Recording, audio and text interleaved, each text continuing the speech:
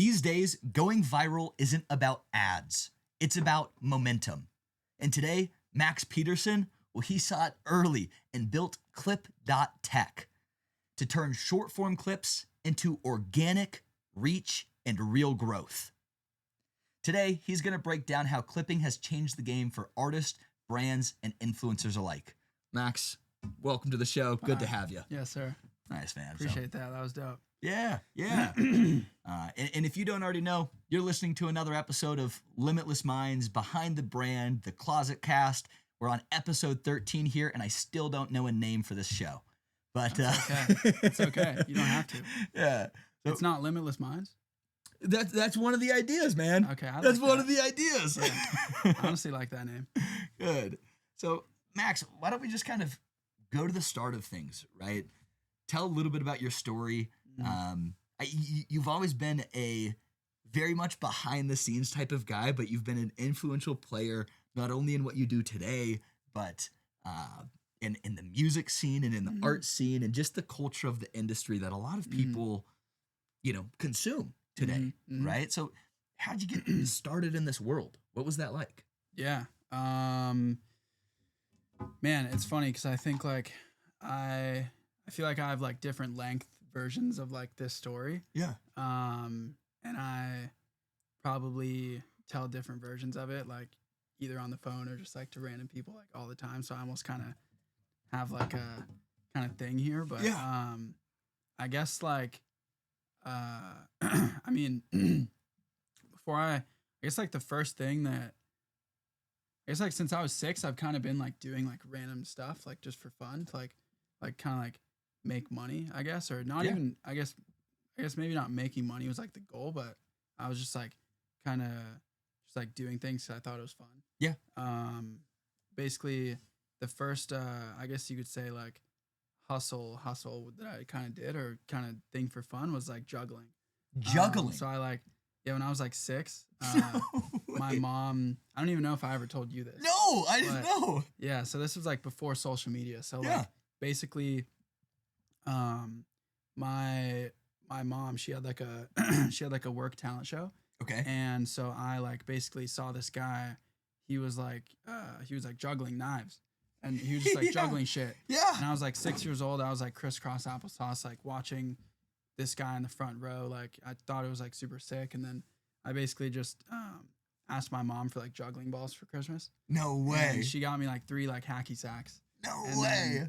So it took me like probably 2 months to learn how to do like the just basic 3. Yeah. Like just juggle 3. Yeah. And then, so I like taught myself that like to juggle 3 balls. And then from there, I basically like, it was like all I did for like probably a year or 2, like 2 years, like really like 2 years straight. Like I can still juggle. I can start juggle 5 balls. Like if I just today it's like muscle memory. You don't lose it. Like it's like riding a bike. Like how they say you don't like forget riding a bike. Yeah. But I guess that was like the first thing I like was kind of grinding on. Like basically my mom, she would take me to like Pike Place Market because I grew up in Seattle.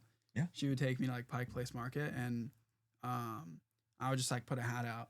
No way. And, like just a hat, and then it's called busking. You're busking. Yeah. So it's called busking. So I would we'd always try and find like the best spot, like by the Golden Pig. Yeah. Like you probably know what I'm talking about.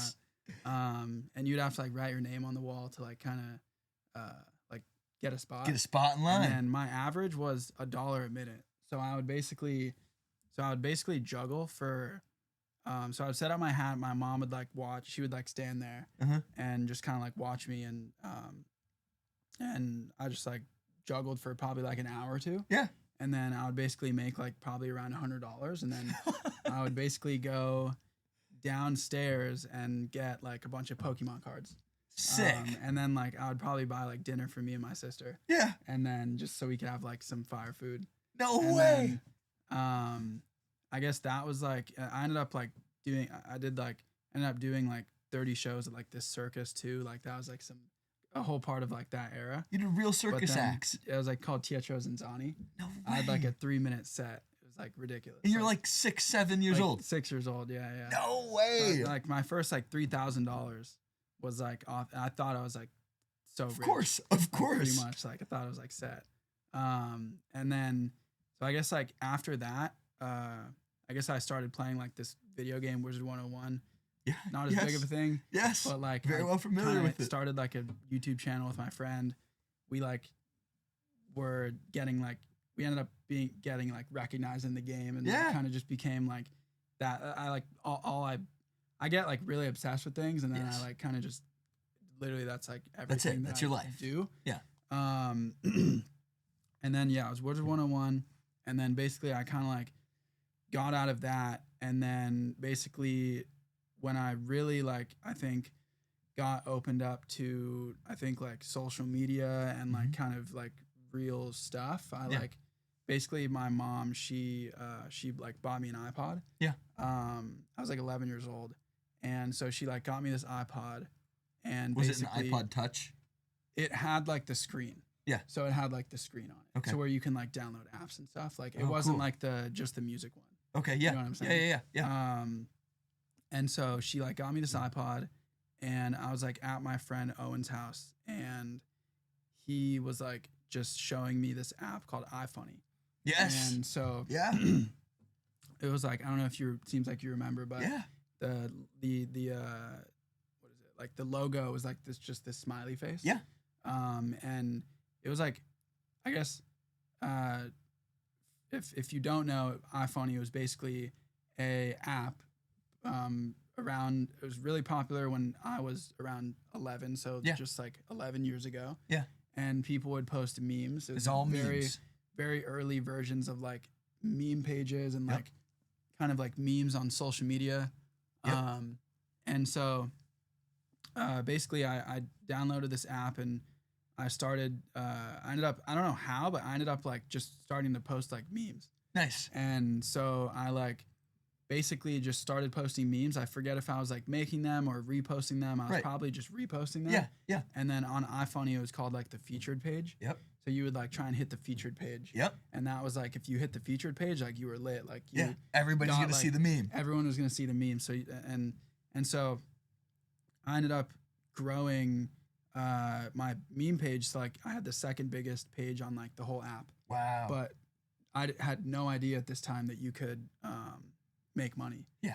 So basically, it was like a whole community too, and we were all like friends. Yeah. And we were all like friends, and we would all talk, and we were on Kick. Yeah. And so basically one day, they were all like talking, and because we were all friends and stuff, and they were basically like, "Yo, people are on Instagram doing the same shit that we're doing, but they're like over here selling promos. Yeah. And like making money. Yeah. And I was like, what the fuck? Like, wait, I want to make money. I was like, wait, like, what do you mean? Like, that's crazy. And then, then I started like poking around. I like downloaded Instagram. Yeah. And then I was still around 12 at the time. I downloaded Instagram, saw all these meme pages, and then basically started a meme page with like one of my friends from the iFunny community. Yeah. And then I guess, long story short, I basically built a network of over like 22 million followers. Yeah. Across like 3 or 4 different pages. Yeah. And so that was like from probably 12 to like 16. Wow. And for a while, like, I mean, you know, that was like, I think just coming from like the social media stuff, like really early in like the early Instagram community, like I feel like there's something special to like I feel like there's something special to like just really grinding, but then also like getting in something, which it's funny because now I feel like the thing I'm working on now is like I got in early too. Exactly. But like getting in at something at the ground floor, like before everyone else like sees it. Yeah. I feel like is very like key. Max, there's a few things here that I want to poke around with it. Mm-hmm. One, first off, I had no idea you're a juggler. That is mind blowing to me. There's actually a little bit of overlap in some of our stories. Mm. I was never a juggler, but I was a magician. Mm. And the first money I ever made was doing magic. Mm. And then from doing magic, I got into Vine. And I would post Vines of me doing quick magic tricks. Yeah. I would get viral. And then, you know, I got into some of the communities on Kick and stuff like that, where it's like I had a Vine page too. Yeah. And you know, people are selling reposts and revines and all that sort of stuff. Like hilarious. And going to being an early starter, right? If you look at like a lot of the large business people, I'll use this as an example. Alex Hormozy, Mm-hmm. right? Amazing businessman, all that sort of stuff. The way he made his first chunk of change and really cemented himself in the business industry was he was very, very, very early on Facebook ads. He could spend $1 on Facebook ads and get $33 back. Oh yeah, before it got really saturated. Before it's super saturated, right? And same thing with like all the Amazon dudes. If you were on Amazon in 2012 and you just kept pushing through, that was the wild, wild west, and it's the gold rush era, right? And so, yeah, you were in the gold rush era of social media, right? When 22 million following across multiple platforms, that is huge, and there's so many ways to monetize that, right? And same with what you're doing today, being super early into the clipping world. I've got a lot of friends that are into the influencers and celebrities or marketing and whatever, right? And I still have to explain to a majority of them what clipping is. People still don't know what it is, and they're living in the space. Yeah.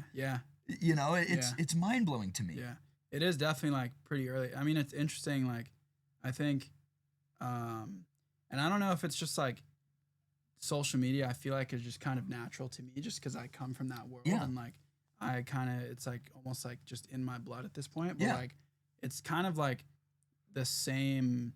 What's happening now with this new wave of like, basically like, I guess you could say like how people consume content and how people like distribute content and pay for content and really like all of the above. Like, it's basically what's happening now with this new wave of stuff is like, it's basically like the same thing that's already happened. It's just like the same thing. It's like the same exact thing, but it's just like evolving a little bit.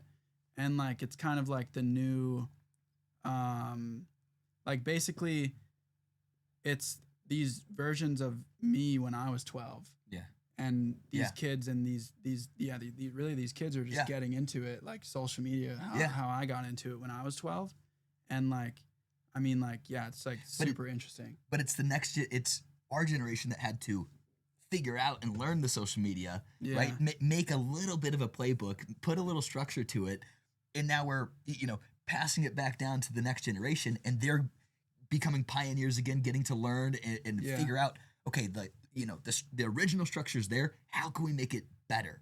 How can we make this bigger? Right? And I think that's one thing that clipping is really doing and laying the landscape. I mean, correct me if I'm wrong, but that's like a huge portion of how all the big streamers, have really became mainstream, mega viral sort of people. Yeah. So right? I'll kind of like, so I'll try and like break down like basically what's happening. So basically what's happening with social media and where content is headed in general is like basically algorithms reward people algorithms show people stuff that they think they would want to see. It's no longer they show things for people that you follow. Right. So basically when you post something, your post only goes to around 10% of the people that follow you, right? Yep. It's more likely that you, let's say, go viral on TikTok or Reels or Shorts or short form, because basically the algorithms are basically now pushing short form content. They're all leaning into short form content. Obviously, I feel like everyone knows that. They're rewarding they're showing people content that they think they would want to see. Right. So basically, what's happening is like basically people's attention spans are just getting shorter. It's like it's just they're getting shorter and shorter. Like, and I personally, I mean, it's kind of like fucked, but like, and I think those are always going to be like pendulums of like it kind of, and certain people aren't even on social media too. Like, it's kind of interesting also. Like, some people aren't even like in this bubble of like shit. Right. But like a lot of people are though. But, the majority. But like basically attention spans are getting shorter. More and more it's becoming short form content. And that's what these platforms are pushing. And basically now you not only as a artist, a brand, a startup like Cluely, a streamer like Kai Cenat, a whatever you're doing, you have to basically not only create one good content consistently if you want to really like go crazy. Right. And then you then have to basically mass distribute it. Yeah. Like on basically as many like pages and places as possible. Yeah. Like and now there's all different ways of like doing that. Right. And whether that's like trying to run your own pages, like trying to build your own pages, there's different tools that are out there to basically like change the metadata on a piece of content. If you have a viral video, you can remix that and reformat it 10 different times and post it across 10 different pages. And like, if you have like one, if you have like a viral piece of content, like you can repurpose that over and over. But like basically, that's kind of just like where things are at. Yeah. And like that's just like kind of where things are at right now. Yeah. And like anyone who doesn't like kind of go with that is kind of just not gonna like go viral and like not kind of, they're kind of gonna be left behind. You know, I say this time and time again on this show and in in all my combos and stuff like that, right? On social media, it doesn't matter if you have millions and millions of followers, because at the end of the day, you don't own those followers. The algorithm owns those followers. And so on the game of social media, it's exactly that. It's a game, and you have to play that game to the best of your ability to keep the attention, to stay in the limelight, to stay popping and to stay viral, right? And so this is super interesting stuff that you're saying. And so I take it Clip.Tech is kind of what you guys are all about, right? Being able to kind of distribute the content at a mass level, at a mass scale, right? Yeah. So we're trying to basically put it in like the people's hands to like be able to do that. So basically, so I guess going back a bit, but basically Andrew Tate, I know he's a controversial person, Of course, right. whatever. He kind of invented this stuff where he basically invented clipping. He pretty much went on a bunch of podcasts, said a bunch of like crazy shit. Yep. And, controversial stuff. Yep. And then basically paid people and incentivized people to post it. Yeah. And so I think he really created it. And then I think basically what happened with these live streamers and this new culture of like with Twitch and Kick and all these live streamers, which is really where these kids and new generation are like paying attention to and watching. It's pretty interesting. And they basically, Aiden Ross and Neon, these creators, they basically were the pioneers of clipping, essentially. The reason why, so it basically came from streaming. Right. The reason why it works so well for live streaming is because just the natural format of the content, I think, in the sense of like, it's just so much content. Yeah. Like within a 4-hour live stream, there's probably like 300 clips that you can get and then post, right? And then the thing about it too is like, it's when a live stream is happening, if you are the first person, let's say Aiden Ross is streaming or someone's streaming, if you're as someone who's clipping it and posting it, the whole culture around it is like doing it as quick as possible. So so that's why you see shit so quick. Like the clips you see on social media, live stream's not even over yet. It's not even over. So people clip in real time. So if you're the first person to post a clip, then you're essentially posting an original piece of content because it's not posted before. And that gets glorified more and holds more weight in the actual social media algorithm. In the algorithm, because it's an original piece of content and like they're rewarding original content. So that's why that's an interesting part about it. And now there's all these things where like, if you're a clipper, let's say if you don't get the clip the fastest, you can mirror it, zoom it, edit it, like do these like different things to like, and I think there's going to be a lot of like interesting like AI content tools to like kind of work in and kind of like make the content creation and editing easier. Right. But that's like basically where like, I guess clipping like came from. And so they basically, these streamers, they realized that they could basically pay their viewers, call them clippers. Yeah. And because I'm sure kids were already doing it for fun. Probably like I was just posting memes for fun. These kids are watching these live streams. Oh, I can hit clip and then I can post this. And I get 10,000 views and this is fun. Yeah. And then now Watch my page grow. Watch my page grow. And now you find out, oh, you can make money doing it. And these streamers, they realize that. And they basically built out these early versions of these systems and infrastructure out on Discord. Yeah. To where you can basically put up a budget. Yeah. And you can say, hey, Clippers. Yeah. Here's $10,000. Yep. Post my clips, and I will pay you X amount per X amount of views. Right. To post it. You know what's wild, Max? I remember it was probably 2 years ago at this point, right?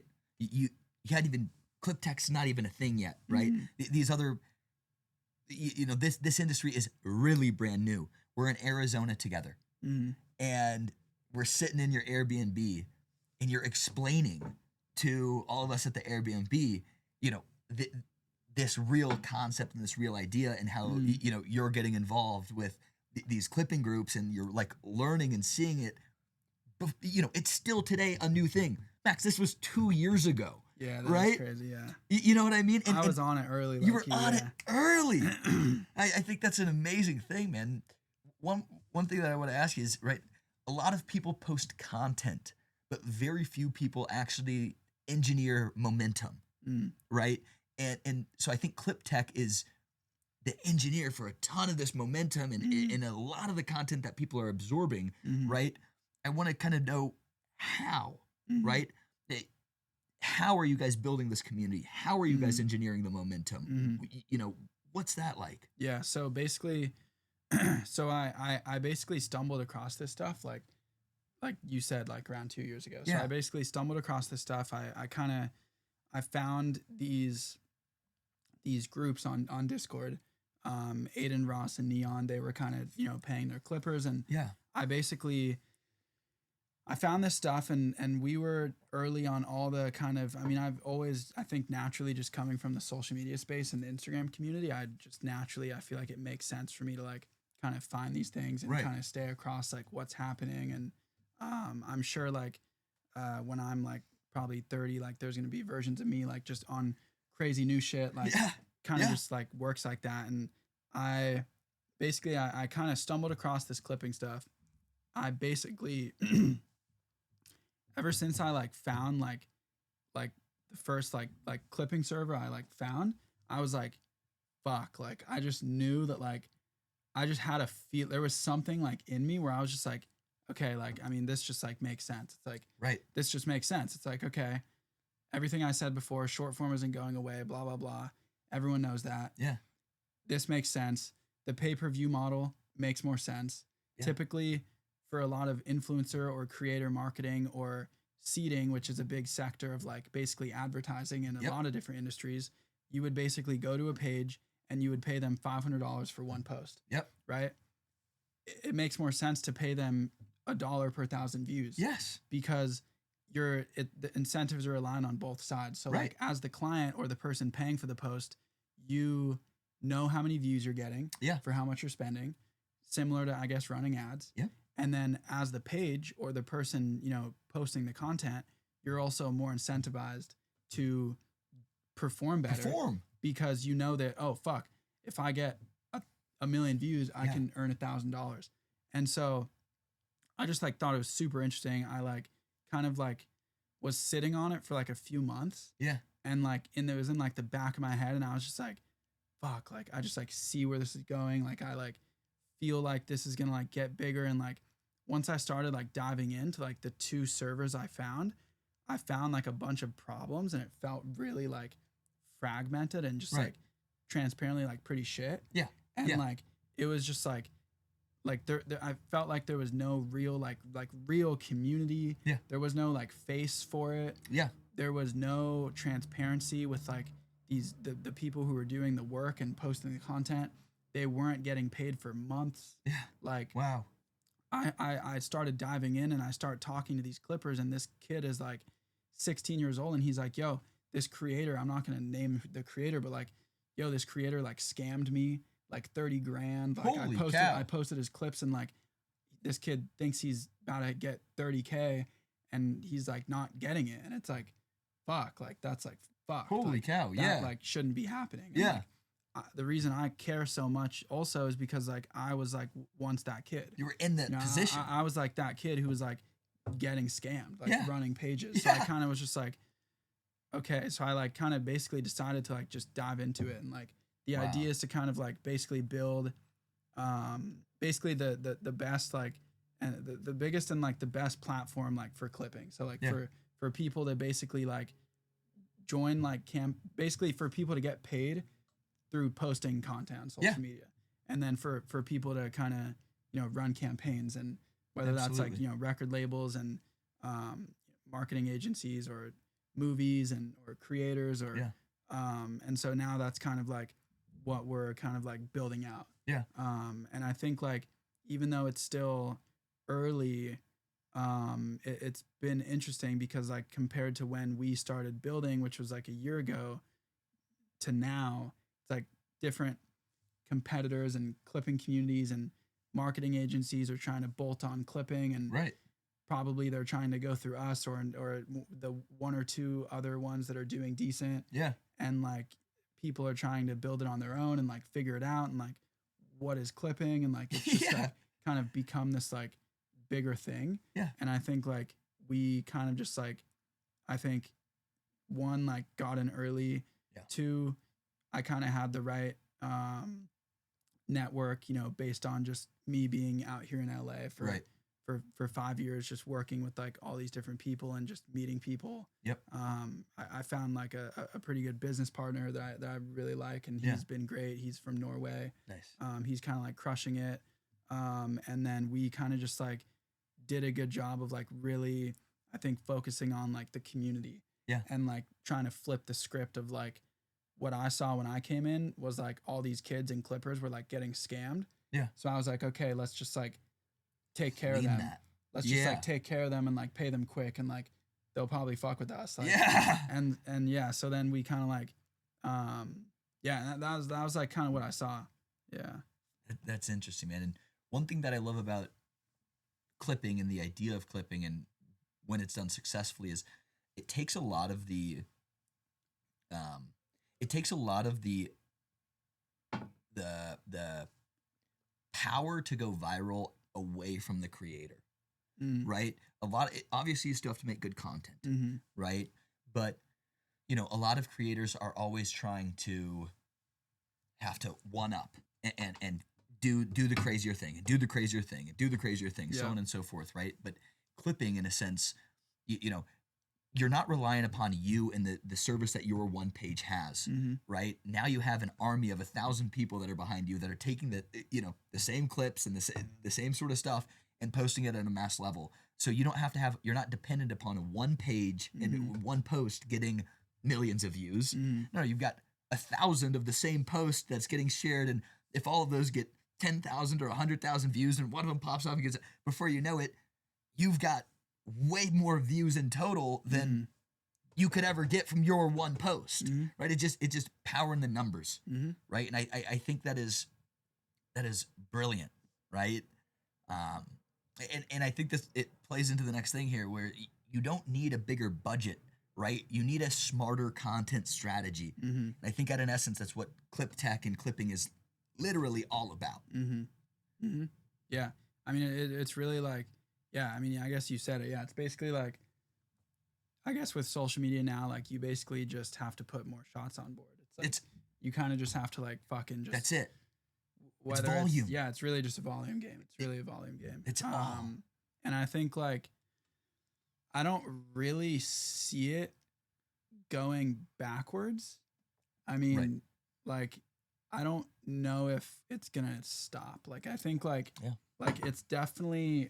I mean, these platforms, because you also have to kind of look like where the platforms are going and like what they're like rewarding. And I mean, they're definitely like pushing short form. And like, I think like there is this thing that a lot of people are kind of like thinking about, at least I'm thinking about, is like, okay, as like AI is like becoming more of a thing too. A lot of people are trying to figure out basically, and you hear of like, phone farms or like, stuff like that. Kind of like fake shit, really. And a lot of people are trying to figure out and thinking about like, oh, if like if AI gets like that good to where what if like with AI I could or anyone could basically run automated like 250 pages on social media. It would create the content, it would edit it, it would post it Wow. for you, Wow. and it would do everything. And people are like actively trying to like figure that out right now. Wow. And That's kind of that's but crazy. to be honest, like, and it is a bit scary for like what we're building because that would basically theoretically, I mean, unless we like, lean into it, if it really starts working and like pivot, it would like kind of kill us because it would be like, okay, now Yeah. anyone can kind of just do this on their own. But you've seen like YouTube, for an example, they changed their algorithm to say now if you're creating AI content, you can't be monetized. So I personally think like I'm more on the side of like there's gonna be a lot of so I think that is like kind of tricky because basically the platforms are like kind of working against that. Like they Right. don't necessarily like at the end of the day they're for engagement, but like that kind of like fucks up the whole thing because Yeah. like I don't know. I don't think they want like a bunch of like just bots like running pages. Like I feel like with social media, like some human element of like the interaction and the engagement and like knowing what's viral and like just knowing the trends and like you're basically working against like the algorithms and they're Yeah. like actively like trying to like block that stuff. So I personally think it's going to be more tools for people to use to create the content and source it and edit the content easier. That Yeah. that yeah, I think yeah, ideally it's going to go more towards the tools, Mm. right? Like Opus Clip or Yep. I'm sure there's 100 other ones, but that off the top of Yeah. my head, that's the one I know, right? Mhm. One thing that is interesting that you're saying too, though, right? Um, at the end of the day, uh, social media companies that are large, they're owned by the stakeholders of the Mhm. companies, right? And what is important metric for the stakeholders to see? The number of users Mhm. on their social media platforms. Mhm. Now, if you are Twitter or you're Instagram, right, and say, I don't know the exact numbers, but say you've got a billion users, but 200 million of those are fake accounts, AI accounts. Now, it'd probably be a pretty big deal if I'm Instagram or YouTube or Twitter or one of those things, and I say, hey, we need to remove all those fake accounts. Because now, overnight, my users are Mhm. going to go from a billion all the way down to 800 million. My stock's going to tank. My shareholders are going to be upset. Nobody's going to understand why the users drop so much. Mhm. And sure, you're going to come out and say, we got rid of all inactive accounts and all this sort of stuff. But the stock market's not going to rally and say, woohoo, we love that, right? They don't care. No, but you have less users today? What is, right? So I think like from a perspective of, and that was one of the things when Elon Musk was purchasing Twitter. Mhm. He was trying to get it for a different price originally because he'd ran an analysis and came to them and was like, no, you guys are calculating your user rates at this, but you have this many dead accounts and botted fake accounts that are on your, on the thing. Yeah. Like, so it's a tricky thing. That is and I would be scared that, and it probably will happen the day that there's a phone farm that is running 250,000 plus AI accounts and half the people don't know. And that's also another thing is like, you ever heard of the dead internet theory? Yeah. I actually have. You know what I Yeah. mean? Like that is that at a core, Uh-huh. right? Like there is so much, there are more users of the internet that are not real people. It's AI, it's bots, it's computers, dude. Like that is insane. But oh man, this has been some incredible stuff. So tell us kind of what's the future for Clip.Tech, right? Where are you guys headed? How have things been so far? I obviously just saw you in the Wall Street Journal. That is huge news, man. Congratulations. What's next? Yeah. I think like so now we've kind of like I guess built this pretty engaged like community Yeah. on of these clippers and people who basically run pages on social media. We've kind of built this community and these systems to basically track the views and to display that that information Yeah. or data, and basically for people to join campaigns, and we've kind of built this community of basically around like 20,000 of these like people on Discord. Wow. And so now it's basically like, okay, we have kind of like, I would say, scaled it up on Discord, and we'll continue to like stay like on Discord like for a lot of things, like especially like with the community part Right. and like things like that. And I actually like really like Discord. I think it's like great. Yeah. But now we're kind of like basically just looking to really like go all in on this and really like just like scale it up and like basically like the goal is to like basically create like the best platform for people, and for people to basically make money like from posting content.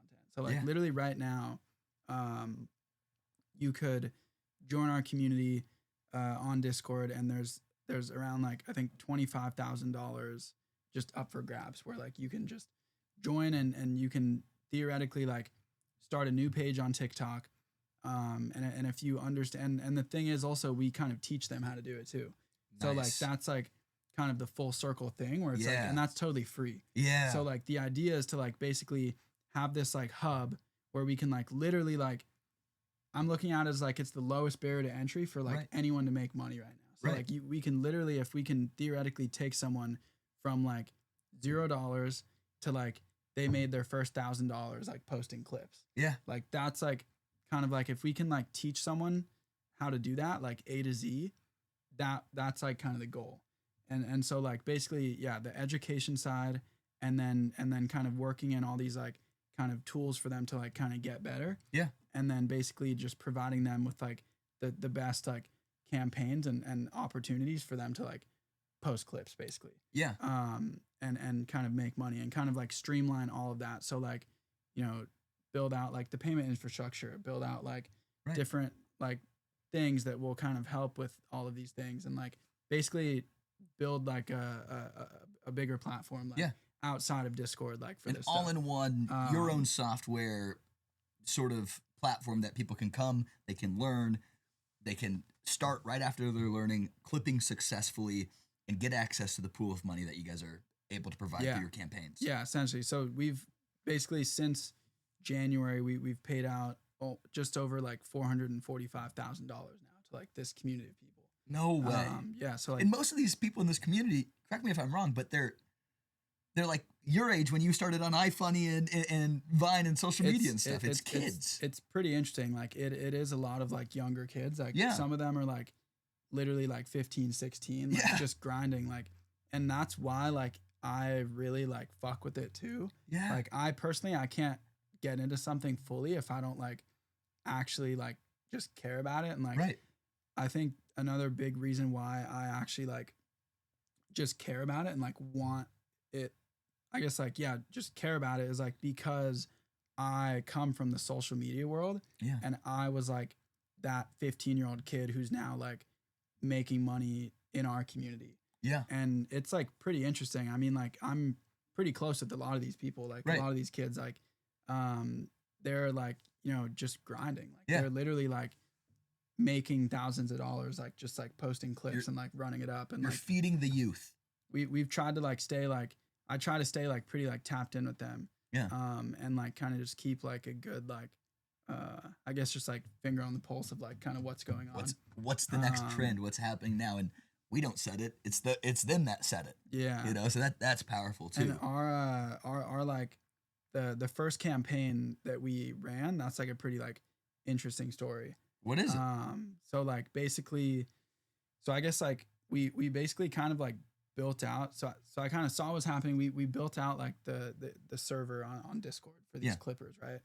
And so basically, our first campaign, like through like the main, I guess like community, was basically we ended up putting this robot on Kai's stream. Yeah, I'm actually wearing like the t-shirt. 1X. 1X. Yeah. So this is like my guy Dar. He's like the I forget his exact title. I think it's like head of marketing or growth or something like that.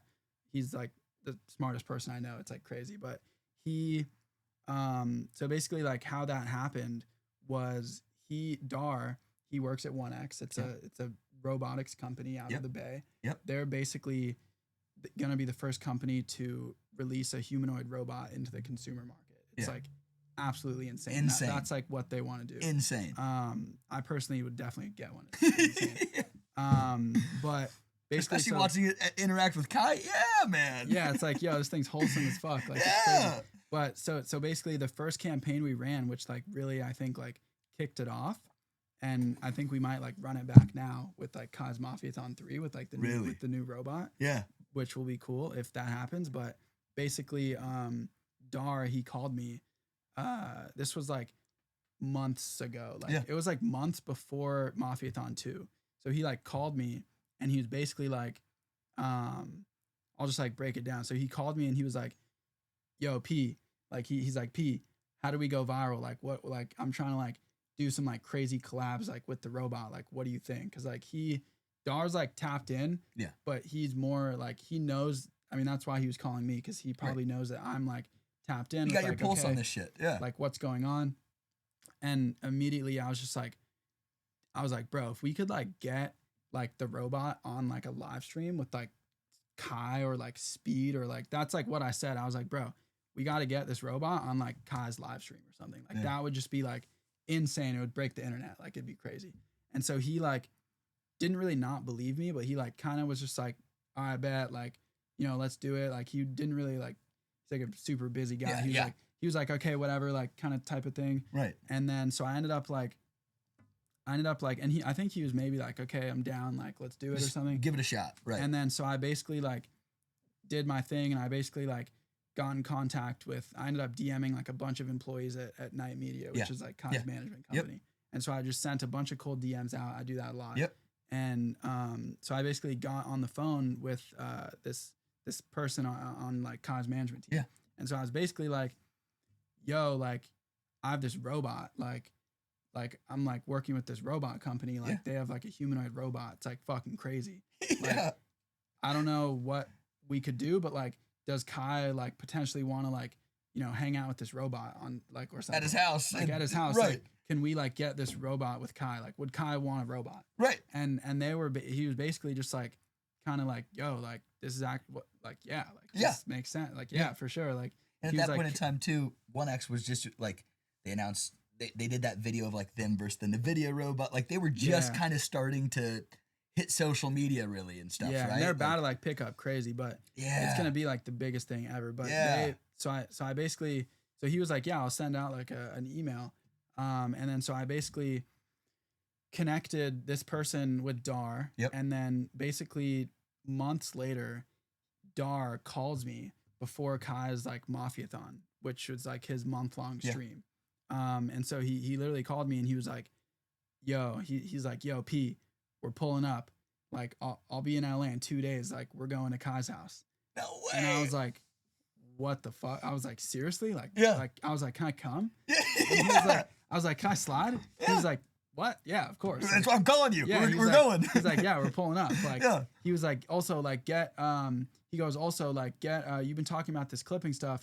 Get like $30,000 ready. Like, we want to like, you know, basically we want to distribute the content from it. Right. Like run a campaign around it. Wow. And so basically I had literally, so I hung up the phone and then now we had zero. So at this point, when he called me and said, yo, we have a 30K budget and this is happening in 48 hours. Yeah. The robot is going to be at Kai's house on stream. Yeah. It's like a whole segment.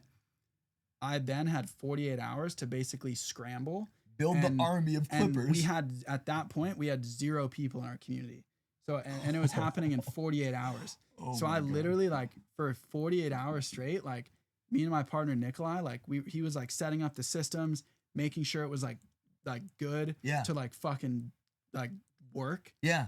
We had no idea if it would even work. Like we had never really done it before. You've never tested it. And then I had to, on my end, basically find all these clippers and like message. I messaged like hundreds of people like on different. Wow. And so I spent 2 days like basically hitting up all these clippers. Hey, you want to join this community and get paid? This robot is going to be on Kai's stream. Yeah. $30 per 100K views. Yeah. And then so we ended up pulling it off. We got like around 250 of these clippers in the like post, because there's all these clippers that post Kai. Yeah. And so we ended up getting them in the community. we got the system set up. And then we like the robot touches down. And then we like pulled up and like we ended up being at Kai's for like a week and a half actually, or it was like a week. We were only supposed to be there for a day. Cause like, I guess his manager, like we left and his manager called Dar and was like, yo, like you guys might have to like be stuck here. Like everyone fucks with the robot. No way. And so then we like basically, and we ended up like, we launched the campaign. We ended up putting up like over 500 million views in like 48 hours, like just on these clips of like Kai and the robot. And this is the power of Clip.Tech. This is crazy. First campaign. It was crazy. And that was like a real, like, I think just banger. Like, cause it was like it's like kind of the epitome of like, insane viral shit. Yeah. And like, you got Kai Cenat, one of the most viral people in the world. You've got this brand new robot technology from a amazing, huge company that's just like doing groundbreaking stuff. Yeah. And you said it was during his streaming marathon, his Mafia marathon. Mm-hmm. Yeah, like that is literally the epitome of it. So that like basically kicked us off, and then we like that was our first campaign. We ended up like paying them out super quick. I was sending BTS videos of me at Kai's house, like they were hyped up, and then basically now that just kind of spiraled it from there, and then we basically now have like ran like almost 200 campaigns, like launching like 15 a week, like working with like all the major record labels and kind of like engineering more of these like kind of crazy like viral moments and just trying to like just kind of like push it forward. But like, I mean, I think still to this day, that was actually one of the most like views we've ever gotten on a campaign. And it was just like pretty like surreal and like crazy. It was also just crazy to just like, I don't know, it felt like a moment. It was like, absolutely, it was like pretty dope. Like also just being, I also learned so much about like robotics, just being with them for a week. Like their team is like insane. Like I literally, this sounds like pretty stupid, but like, I guess it's not, but I like being with the 1X team for like that week, like, and Dar's like my brother. That's like, I really fuck with him. Yeah. It's like my guy. It basically being with them for a week felt like I was literally with like these people that are changing the world. Like, I don't know how to explain it, but it felt like we were like going to Mars or something. Like it was like just the energy of like such an exciting thing. They were like designing the like Dar like brought their designer out to Kai's. They were like designing these billboards in person and designing the robot head, and like they were like talking about like just robot, like it was like just crazy. Yeah. And I'm just whole different world. And I'm just like in the middle of this, like fucking just like fuck, like this Max, is just like insane. That's insane. Yeah. That's really cool. Crazy experience. But yeah, that's a hell of a campaign to kick this thing off with, man. Congratulations. Yeah. Now like, hopefully, I mean, we'll see. He's like doing his like third one. And Dar said like we might be pulling out like the new one. So like do it again, baby. We definitely like run it back. Now you got 20,000 clippers, you said? Yeah. Oh, yeah. 500 million's nothing, man. Yeah. So that I mean that campaign would like definitely fly. Like anything Kai, and like we've gotten like a couple, like I try and like chase down like anytime like let's say Kai's like linking up with an artist or anything like that, and like anything like that is just like kind of a walk in the park as far as like being able to like fulfill the budget. And it's also good because it like kind of, you know, it keeps the community like really engaged because it's like just super viral and like kind of attracts all these like people and clippers and so we try to like same with like the, you know, Black Boy Max like with his like in the booth stuff or stuff like that. Max, try to like chase all those down. But now it's like evolving into like kind of all these other different things and kind of just trying to see like where it's going and that's a phenomenal story, man. And yeah, this is a if you haven't already got the point and the message of this, clipping is the future of social media. Just like this 1X robot is the future of at-home robotics, clipping is the future of social media. This is the proof is in the pudding. This is phenomenal stuff, man. Is there anything else that you want to leave the audience with? Is there anything else you want to share about Clip.Tech, about yourself? Any final moments? I guess I'm looking at the thing wrap up. Final question. I I don't know. I think like I don't know if I would like definitely I do think like clipping is the future too, but Yeah. I would say I guess like I don't know. I think like if I were to say one thing, it would be to just like do whatever the fuck you want and just like kind of if you like kind of think something's cool or like if you like are doing something for fun, I think like just try and make something out of it and like work really hard and Just go all in. kind of do whatever you want. I think like most things like when I started like juggling when I was 6, like I just kind of started for fun, and I think like that's like kind of how like the best things like kind of start. And like I think if you just want to do something with your life, I think I'm a big believer in like you can kind of just like do it if you like just kind of work on it and like kind of think about it and like talk to people about it and like kind of envision it. And like I don't know, I just think like I guess like that would be like one thing I would say is like, yeah, I feel like anyone can like kind of do whatever they want. You just kind of gotta like, a lot of people are maybe like scared to like take the jump or like kind of risk the stuff or like but I think like the only like real risk is like to not take risks. That's like basically to like just you just kind of have to like figure it out and like golden line. I think that's what I believe. Nice. Nice. Well, Max, where can people find you? Where can they learn more about you? Where can they get involved with clipping? If there's a 16-year-old watching this that wants to make his first 30K and not get scammed, how can they do it? Yeah, I guess if you want to make money on clipping, you can go to clip.tech. That's like our website, and then you can like join the Discord. I guess if you want to run a campaign, you can email us. Nice. And then I guess like my social media is like just like Max Peterson. And cool. Yeah. Cool. Max, thank you for having. Yes, sir. I appreciate you. Yeah, man. Yeah.